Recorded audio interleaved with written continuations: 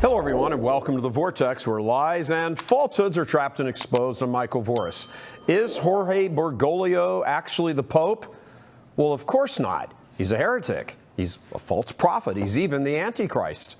Take your pick, but whatever of those he is absolutely not the Pope. Those are the mad ramblings of various Catholics, laity and clergy alike, who have succumbed to the temporary applause of Catholics looking for a quick answer, the silver bullet, to a centuries-old problem.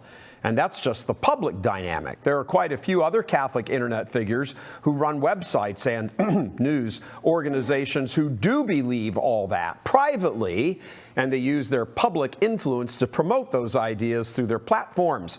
But they don't have the courage to come right out and say it because they're afraid it will impact business.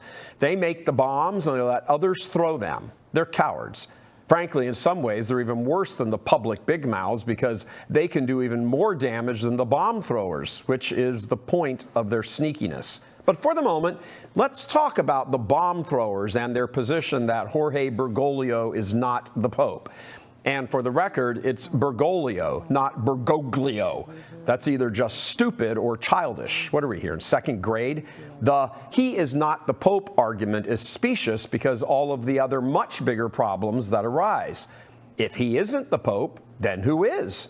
If there isn't a Pope right now, then we're all sedevacantists, which opens up a whole other can of worms.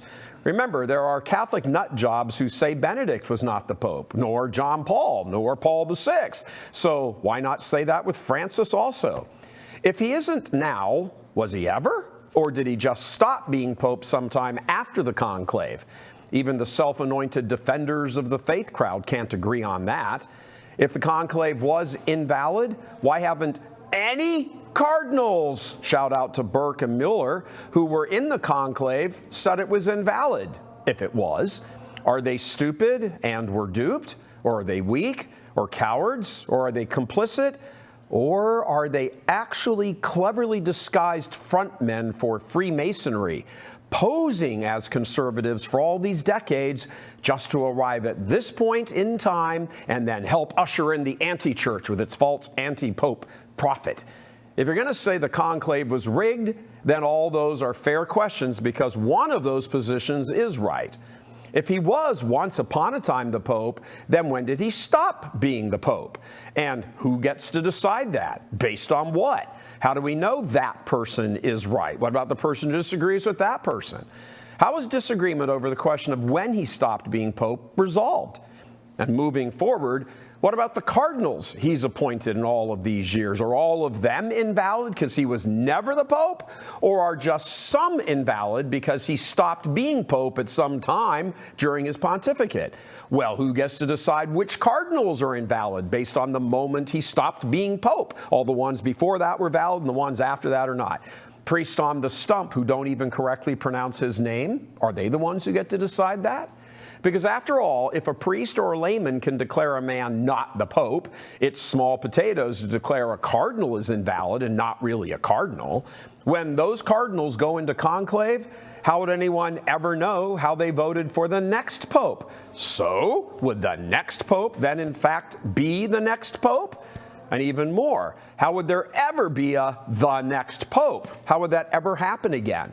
Is a man elected by phony cardinals appointed by a prior phony pope actually the pope? This Bergoglio is not the Pope blather, is at the very least intellectually wanting. But in either case, it is not for priests and laity to declare. Shut up. Please, just shut up and stay in your lane. If a pride-riddled priest or a layman publicly goes on about declaring that, souls of weak faith could be harmed, likely are, and they're scandalized. They leave or don't convert to the faith because of those big mouths, whose positions, again, is drastically wanting intellectually, but does get a lot of clicks. It's not thought out, and it harms souls, and they possess zero authority or competence to say it. That ain't going to play well at their personal judgment.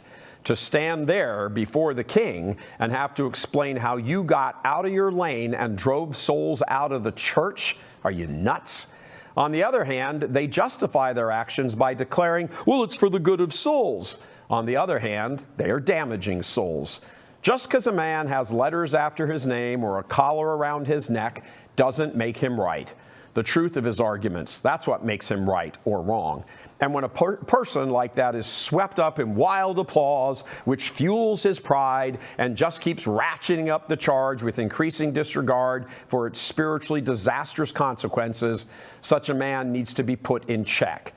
Bergoglio could be the Antichrist. There's plenty of candidates out there, but that man declaring it is the son of Satan. What possible good is accomplished by insisting on something the person has no jurisdictional authority to declare? What, for example, is the next conclave going to do if it were to elect Cardinal Mueller? Let's just say that happens. Given the position that some nutty priest can declare a man not the Pope, well, what would prevent James Martin from declaring Mueller not the Pope and then start making videos and speaking at conferences as though that were a fact? Likewise, those attention-getting videos and conferences and interviews and articles and position papers have the effect of destroying the good work of those trying to steer a middle way through the carnage and help souls, not scandalize them. Declaring Bergoglio the Antichrist is going to get many more clicks, absolutely, which actually seems to be the point, than the authentic Catholic response, which is to fight the effects of the malformation and leave the heretics ultimately to the judgment of God. Fight their crap, absolutely. Expose every last bit of it, but leave their souls to God. It is still His church, after all. And a final point. If a priest, say, gets kicked out of the priesthood for all of this and then declares himself the victim and the church wrong, then what? By the way, we've been down this road 500 years ago with Martin Luther, Catholic priest, whose chief sin was not his teachings, but his denial of the authority of the church, corrupt as its leaders were, a point he was right about.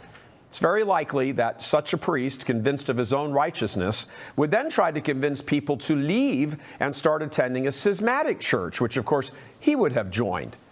Don't follow him out of the church. He may have made his own bed, but you don't have to lie in it. Bergoglio is the Pope, like it or not.